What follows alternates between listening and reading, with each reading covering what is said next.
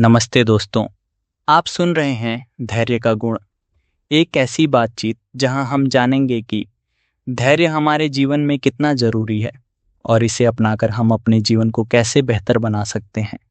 मैं हूं मुकेश मोदी और आज हम इसी महत्वपूर्ण विषय पर चर्चा करेंगे। चलिए शुरू करते हैं। धैर्य का महत्व सोचिए। सुबह उठने से लेकर रात को सोने तक हम कितने सारे काम करते हैं। इन कामों को सुचारू रूप से पूरा करने के लिए हमें सिर्फ संसाधनों की ही नहीं बल्कि परिवार के सदस्यों और सहकर्मियों के सहयोग की भी ज़रूरत होती है। हम हर चीज़ को अपने अनुसार ही सुचारू रूप से चलते देखना चाहते हैं। अगर नल में पानी न आए, नाश्ता समय पर तैयार न हो या ऑफिस जाते समय ट्रैफिक मिल जाए तो हम तुरंत बेचैन हो जाते हैं। हमें प्रतीक्षा करना बिल्कुल पसंद नहीं होता। हम तुरंत समाधान चाहते हैं। त्वरित संतुष्टि की चाहत ने हमारे धैर्य को कमज़ोर कर दिया है। हर काम को समय पर और सही तरीके से करना अच्छी बात है, लेकिन अगर हर चीज़ तुरंत मिल जाए तो हमारी सहन शक्ति खत्म हो जाती है। जब हालात हमारे विपरीत हो जाते हैं तो यही धैर्य की परीक्षा होती है। आज के समय में हम अपनी इच्छाओं की पूर्ति तुरंत चाहते हैं। अगर हमारी इच्छा पूरी न हो तो हम चिड़चिड़े, गुस्सैल और निराश हो जाते हैं। इससे हमारी एकाग्रता पर असर पड़ता है और काम की गुणवत्ता भी गिरने लगती है। धैर्य का अभाव परिणाम क्या होते हैं? अगर हम अपने धैर्य को खो दें तो इसके परिणाम घातक हो सकते हैं।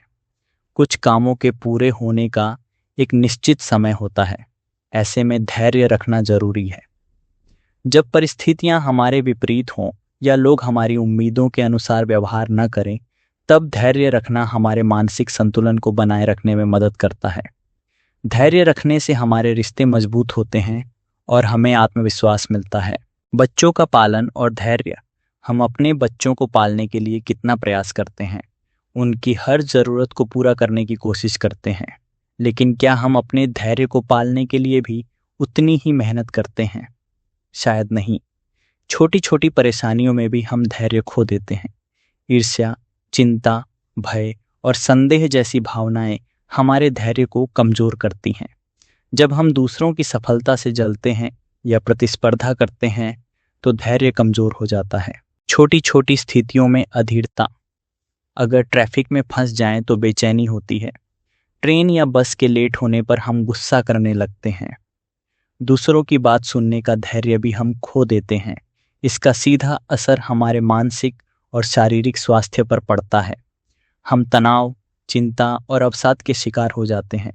इससे हमारे पारिवारिक और सामाजिक रिश्ते भी बिगड़ने लगते हैं। स्वीकारोक्ति और धैर्य।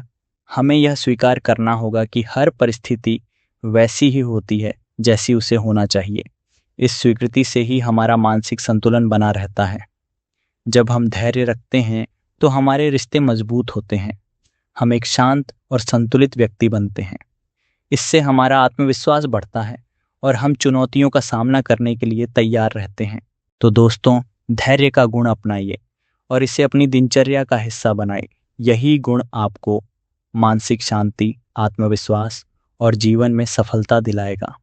आइए इस अटल प्रतिज्ञा के साथ खुद को धैर्यवान बनाएं और अपने जीवन को सुसंगठित और सफल बनाएं। अगर आपको यह पॉडकास्ट पसंद आया हो तो इसे शेयर कीजिए और अपने विचार कमेंट में बताइए। मिलते हैं अगले एपिसोड में एक नई सीख के साथ। तब तक के लिए धैर्य बनाए रखें और खुश रहें।